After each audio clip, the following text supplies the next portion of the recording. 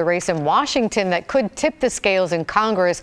Right now in the U.S. House Washington 3rd District, Democrat Marie Gluesenkamp Perez has an 11,000 vote lead over Republican Joe Kent. We have to say these numbers, we only got one release of numbers from Clark County, and we're not likely to get another update before tomorrow. So these are early returns. Things could change. Evan Watson's been in Southwest Washington all night for us. He's in Vancouver right now, where Gluesenkamp Perez held her event. Evan? Marie Gluesenkamp Perez tells me these early results exceed her expectations, and her campaign is cautiously optimistic moving forward. But the big story here, there are still a lot of votes left to be counted, and this race could change and evolve over the coming days as those votes are tallied. Marie Gluesenkamp Perez says she hopes the votes are going to hold and this result is going to hold in the next couple of days. She thanked election workers for verifying signatures and counting ballots for the days to come. A crowd cheered the early results at a downtown Vancouver hotel tonight.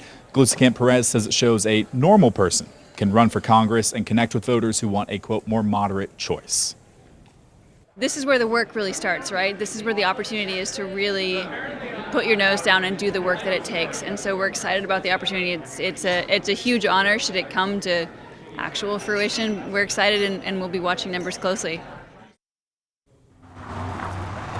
On the other side, Republican candidate Joe Kent did not make a statement tonight. The Kent campaign denied members of the press access to their event in Brush Prairie.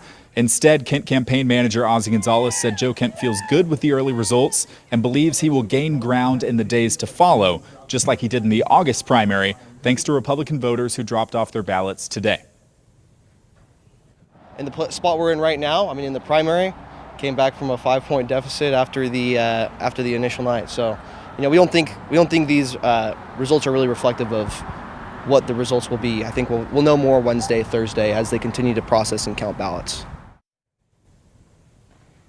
As Joe Kent has previously questioned the results of the 2020 election, I asked Kent's campaign manager if he's going to respect the results of this election now that he holds a slim margin of below Gluesenkamp Perez right now.